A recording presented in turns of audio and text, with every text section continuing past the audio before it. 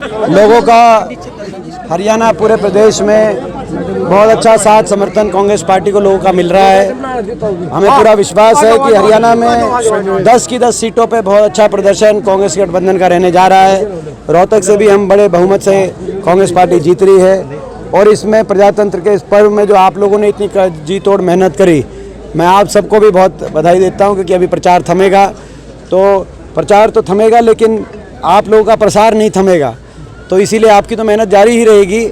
लेकिन फिर भी इस पूरे प्रचार अभियान के दौरान सभी पार्टियों को आपने निष्पक्षता से दिखाने का जो अपने ओर से जो इतनी मेहनत करी आप सबने, तो मैं प्रदेश की मीडिया को भी अपनी तरफ से इस बात के लिए धन्यवाद करता हूं। राहुल गांधी आए, मोदी आए, अमित शाह आए, तमाम जो बीजेपी के नेता आए, तो कितना फर्क पड़ेगा? देखिए, मैं समझता हूँ कि प्रदेश की जनता ने मन बना लिया कांग्रेस के पक्ष में। हमारे भी सारे तमाम सीनियर लीडर भी आए, राहुल जी, प्रियंका जी, खड़गे जी, हमारे सीनियर लीडर भी आए और हमारे प्रदेश के सीनियर लीडर्स ने भी, हुड्डा साहब, उदय भान जी ने भी हर क्षेत्र के अंदर रैलियां करने का काम किया है।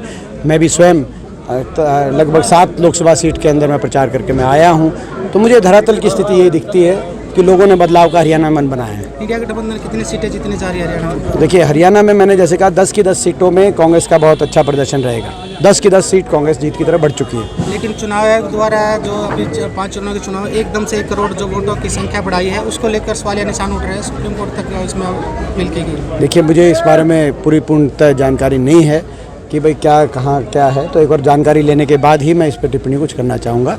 दीपेंद्र भैया जी, अगर मोदी जी ये कहते हैं कि अगर कांग्रेस सरकार आई तो घरों से महिलाओं के मंगलसूत्र, देखिए ये बात कहाँ से आई, क्यों आई, ये मैं समझता हूँ कि ये जो भाजपा के नेताओं की ये बात कि भाई कांग्रेस आएगी तो मंगलसूत्र की बात आई, जो है अपना ये बातें जो रही आई हैं, ये देश की जनता भी समझती है कि ये हताशा की सोच है। ये आज 10 साल के बाद वो अपना काम बताएं, आज कुछ अपने काम बताकर वोट लेने का काम करें, ये बताएं कितना विकास कार्य किया। आज देश में सबसे ज़्यादा रिकॉर्ड 45 साल से सबसे ज़्यादा बेरोजगारी आज इस वर्ष क्यों हुई देश में, ये बताने का काम करें। देश में महंगाई की मार इतनी क्यों हुई, ये बताएं। इतनी लूट जो मची है, जो कुछ बड़े उद्योगपति घरानों को इतना लाभ पहुंचाया गया और हर स्तर पे लूट मचाने का काम भारतीय जनता पार्टी की सरकारों ने किया, वो ऐसा क्यों हुआ, ये सारी चीज़ें बताएं प्रधानमंत्री जी।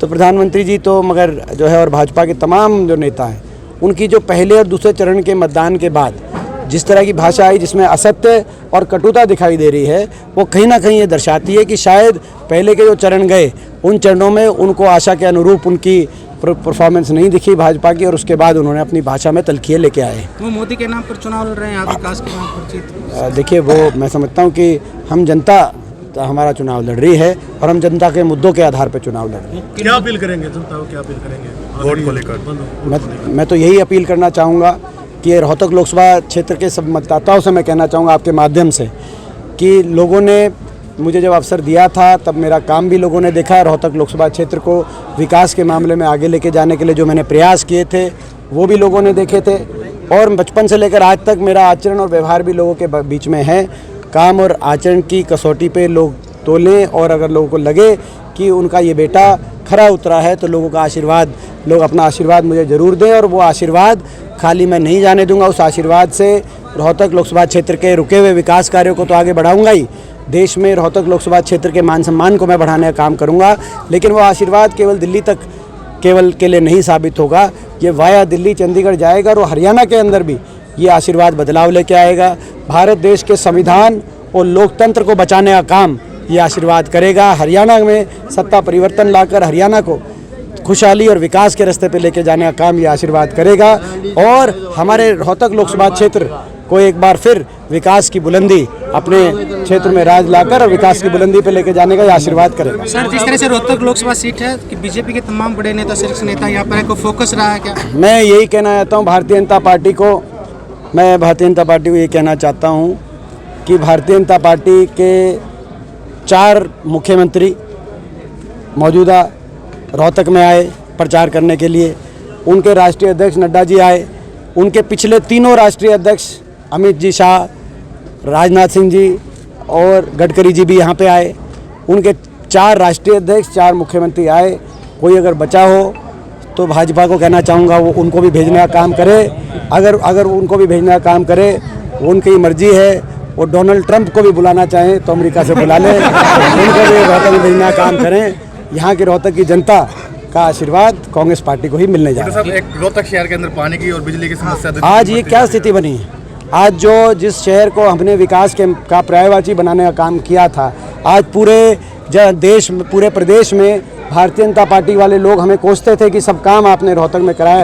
रोहतक उस समय एक एनसीआर के एक महानगर की तरफ उभरता हुआ एक कदम बढ़ रहे थे रोहतक के।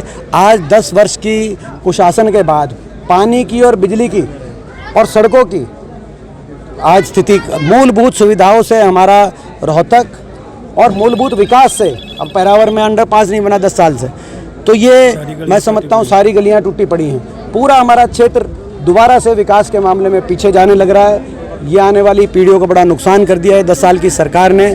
तो ये इस भारतीय जनता पार्टी की सरकार की विफलता का प्रतीक है जो ये आज इतनी मूलभूत सुविधाओं से तरस रहा है। अब मैं जो